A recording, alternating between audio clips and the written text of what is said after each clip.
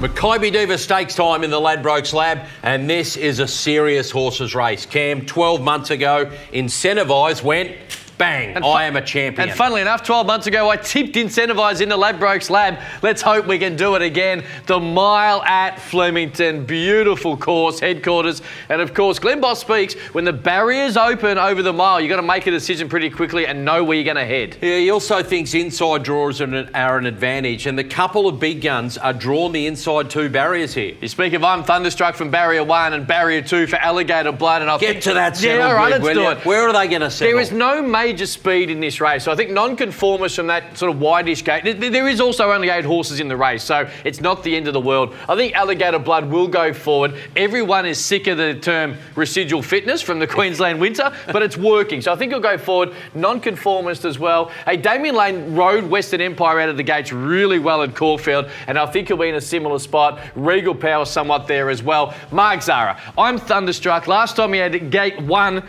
over a mile at Flemington. Ooh.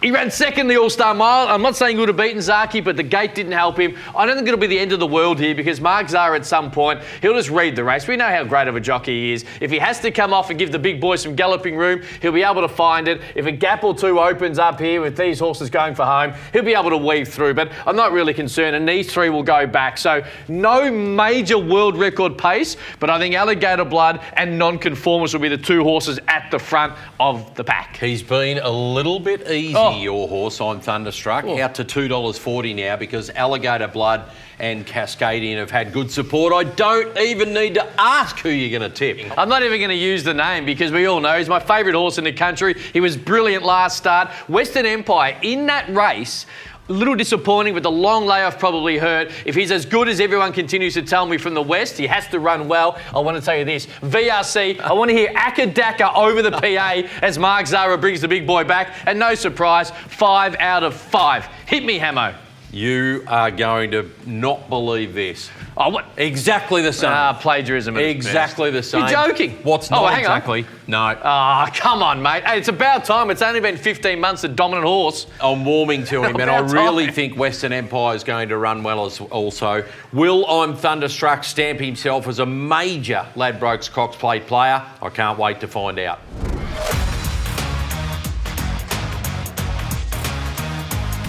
We're in the Ladbrokes Lab for the Run to the Rose. This is the 3-year-olds in action.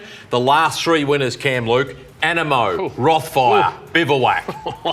Hey, I'll tell you what, I hope that there's some type of clarity as well because I'm still fairly confused about their 2-year-olds becoming 3-year-olds and what type of form it's at. As we have a look at this, we're going to be on a soft 6. There's some rain about. A fair bit's been made about the tracks in Sydney in the last couple of months, so keep that in mind. Rail is at 5 metres. But Bossy says what? Inside, huge advantage in the shoot here at Rosehill? Yes, and if you draw wide, you've got to be decisive. And to that point, he's not drawn wide, best of Bordeaux. He's drawn better than last time, but where does J-Mac go from barrier 5? He was a little sluggish out last time and didn't have a great deal of early gate speed, which meant he had no luck. James McDonald has put on the record they're going to ride him a lot closer, so they're going to really razz him up out of the gates. Natuno comes up from the inside gate and Best of Bordeaux is there. Swiss Exile's the interesting one because it'll go forward also, but I think J-Mac's going to be able to stay on the inside of Swiss Exile, so I think he's going to sit right outside Natuno. Now Fireburn, Ebb back, Golden Slipper winner, won it from barrier 1 with one of the great rides you'll ever see. I think they'll ride it a little bit colder with some speed, allow her to get into her rhythm, get back to the track. I think she'll be rattling home in a huge chance, but I think J-Mac's going to have Best of Bordeaux there, Swiss Exile's up there, In Secret, sweet ride. There's a bit of speed, and I'm looking forward to exactly what the market tells me because